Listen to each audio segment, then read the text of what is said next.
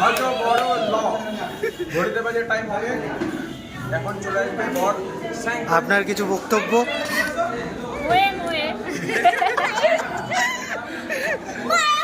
guys doing very good job. আমি দেখেছি অনেক ক্যামেরাম্যানকে, ঠিক আছে, যারা ক্যামেরা, আমি তো পরিচিত, মানে আমাদের পরিচিত পুরানো পরিচয় আছে ক্যামেরাম্যানদের, তো আমি দেখেছি অনেক। তোমাদের মতন এত ধৈর্য রেখে এত ধৈর্যশীলভাবে কাজ করে আমি এরকম কম দেখেছি। আমরা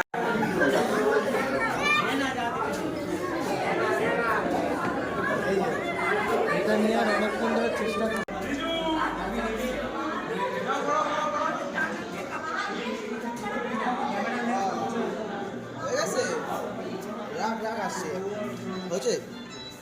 আচ্ছা, প্রথমে একটা কথা বলি, তোমরা যাকে আমেরিকা দাদা বিরিয়ানি হিসাবে চেনো, আমরা তাকে লালটুদা হিসাবে চিনি।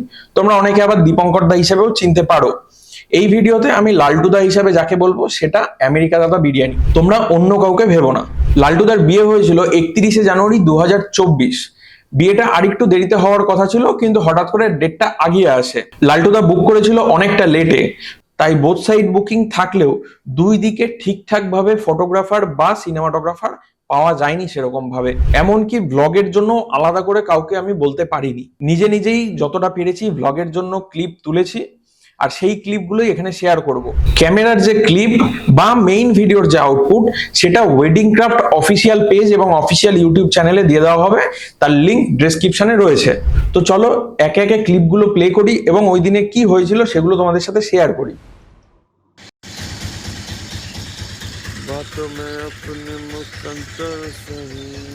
ফার্স্টেই দেখতে পেলে মেঘলা ওয়েদার, একদম বৃষ্টি পড়ছিল সেই দিন, খুবই বৃষ্টি ছিল সেদিন।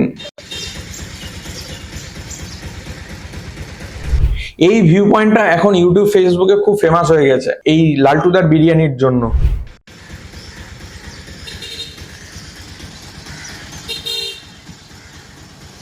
ব্লগটাকে ঠিকঠাক ভাবে সাজাবো বলে একেবারে স্টার্টিং থেকে সমস্ত কিছু ক্লিপ নিয়েছিলাম যেভাবে ব্লগে নেওয়া হয়, কিন্তু জানতাম না পরে যে আর সুযোগ হবে না আর ক্লিপ তোলার।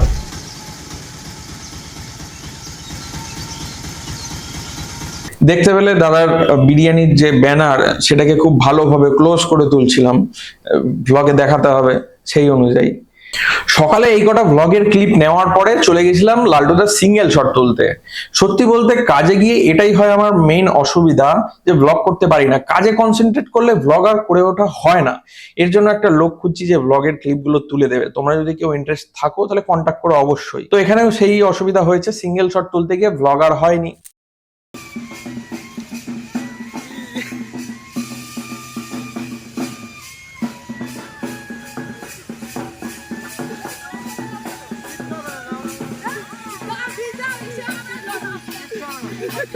মোটামুটি বিয়ের দিন সকালে এই ক্লিপ উঠেছিল, এরপরে আর কোনো ক্লিপ বিয়ের দিন সকালে ওঠেনি।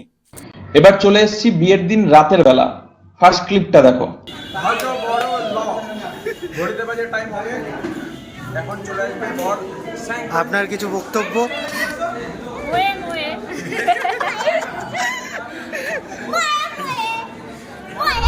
বিষয়টা হয়েছিল কি, দিদি যেই ডেকোরেটরসকে দায়িত্ব দিয়েছিল বিয়ের হল সাজানোর জন্য, সেই ডেকোরেটরস চরম ভাবে ঝুলিয়ে দিয়েছিল। অনেকটা লেট করে ফেলেছে সাজাতে। দিদি চলে এসছে, তারপরেও সাজানো কমপ্লিট হয়নি জায়গা। ফলত সিঙ্গেল শটের জন্য সবাই ওয়েট করছিলাম, অন্যদিকে বর বেরিয়ে গেছে গাড়ি নিয়ে।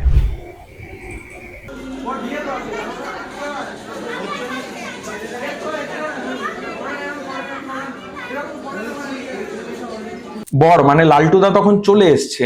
লালটুদা ঢোকার সময় ব্লগের জন্য কোনো ক্লিপ নিতে পারিনি।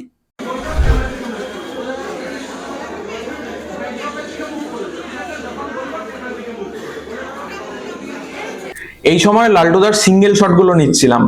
লালটুদা বেসিক্যালি ক্যামেরা ফ্রেন্ডলি। এই ভাইরাল যত খাবারের ব্যবসায়ী রয়েছে তাদের মধ্যে লালটুদা কিন্তু খুব স্মার্ট। কোথায় কোন কথা বলতে হবে, কোথায় কিভাবে তাকাতে হবে, কোথায় কি এক্সপ্রেশন দিতে হবে, জিনিসগুলো খুবই বোঝে। ফলে আমারও একটু সুবিধা হয়ে গেছিল আমার কাজ করাতে।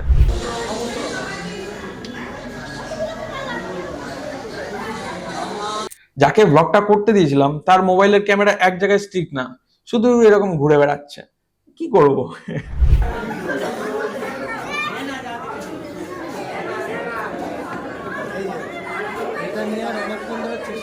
এই সময় একটা শট নেওয়ার অনেকক্ষণ ধরে ট্রাই করছিলাম, কিছুতে হচ্ছিল না, তাই দাদা অনেকভাবে ট্রাই করছিল যে শটটা দেওয়ার জন্য।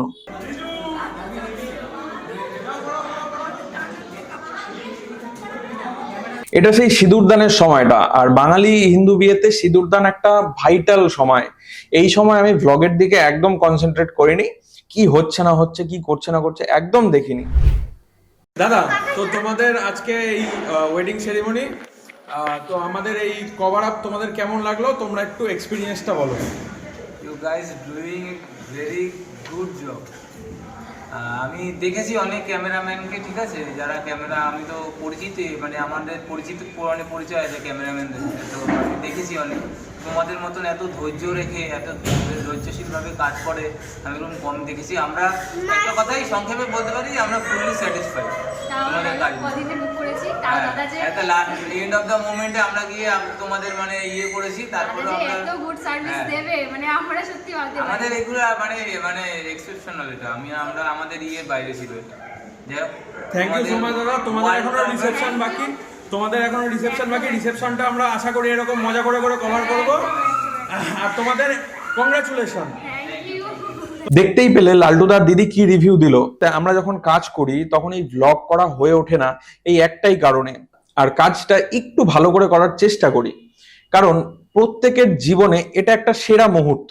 এই মুহূর্তের যে ফ্রেমগুলো, সেই ফ্রেমগুলো আমি চাই না কোনোভাবে আমার জন্য খারাপ হোক। আমি আমার 100% দিয়ে কাজটা করার চেষ্টা করি। এবার চলে এসেছি একদম রিসেপশনে। লালটুদার রিসেপশনে এত ইউটিউবার আর এত ভাইরাল ব্যক্তিরা এসেছিল যে কি বলবো, মানে বোঝা যাচ্ছিল না এটা ইউটিউব মিটআপ না লালটুদার রিসেপশন। হ্যালো গাইস, এখন আমরা এখানে দেখতে পাচ্ছ ওই যে একটা, ওই যে হ্যালো গাইজের লোক, ওই যে ওইখানে একটা হ্যালো গাইজের লোক, আরো এই যে এই পাশে লাইন দিয়ে দেখো সব হ্যালো গাইজের লোকজন, ঠিক আছে। তো আমরা যেটা সিদ্ধান্ত নিলাম, এখন হ্যালো গাইজের চক্করে আমরাও হ্যালো গাইজ হয়ে যাবো। Hello guys.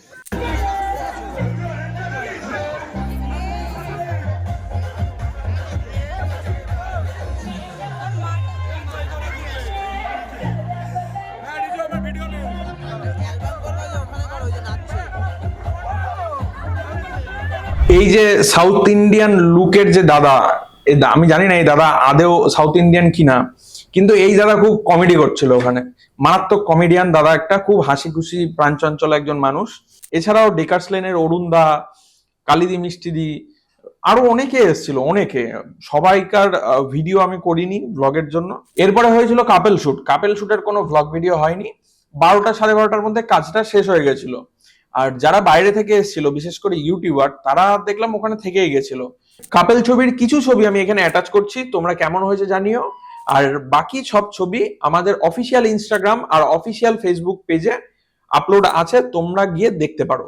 ব্লগ 18 আমি লালটুদার বিয়ের কিছু বিটিএস ক্লিপ দেখালাম। ব্লগ 19 তিনটে আলাদা আলাদা পার্টে হবে, তাই যারা চ্যানেলটা এখনো সাবস্ক্রাইব করোনি প্লিজ সাবস্ক্রাইব করে নিও। দেখা হচ্ছে ব্লগ 19-এ, ততক্ষণ সবাই সুস্থ থেকো, ভালো থেকো, টাটা।